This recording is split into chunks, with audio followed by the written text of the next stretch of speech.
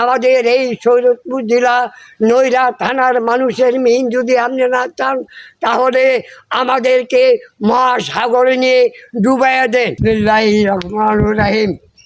মাননীয় বর্তমানে আমাদের দেশ এলাকার মন্ত্রী এবং ইনুজ ভাই সাহেব তিনি আমাদের ভালো মন্দ দেখবেন এবং দেখছেন। মাননীয় ইনুজ ভাই, এই বৃষ্টি গাদলায় আমরা যেভাবে আছি মরে যাওয়ার কথা, কিন্তু আমরা বেঁচে নাই।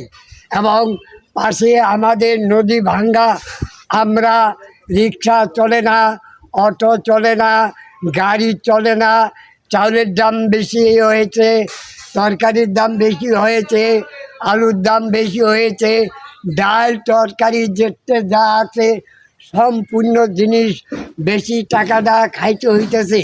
কিন্তু আমরা গরিব মানুষ, আমরা কিভাবে বাঁচব? আমাদের গরিব বাঁচানোর ব্যবস্থা আগে করুন, তারপরে আপনি নির্বাচন দিবেন কি না এটা আপনার ব্যাপার। দেশের পরিস্থিতিগুলি বর্তমানে ভালো চলতেছে না। মাননীয় মন্ত্রী আমাদের ইনুজ ভাই, আপনি পুরা দেশের খবর লন। দেশের পরিস্থিতিগুলি ভালো দেখা যাচ্ছে না এবং আমাদের আইন নিয়ন্ত্রণ সেনাবাহিনীর প্রধান বাহিনী ও ভাই বেড়াতো যারা আছেন তারা দেশের খবর লন। তা আমাদের দেশ যেভাবে চলছে, কিন্তু আমরা গরিব মানুষ অচল হয়ে যেতেছি।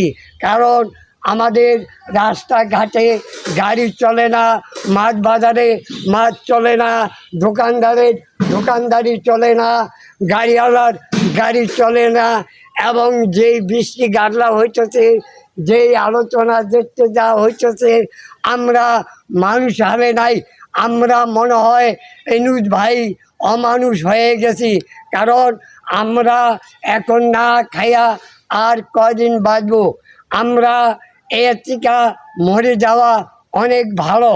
আপনি তো জানেন এই শরীয়তপুর জেলা নদী ভাঙ্গার দেশ, এই শরীয়তপুর জেলা নদী ভাঙ্গার দেশ।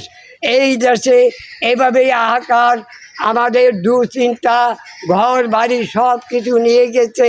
আমি এখন মূলফুটগঞ্জ অঞ্চলে 450 আছি। মাননীয় মন্ত্রী আমাদের ইনুজ ভাই, তাদের কিছু আমি বলি, আমাদের ভাষ্যকাররা নাকি বলে যে মূলফুটগঞ্জ থেকে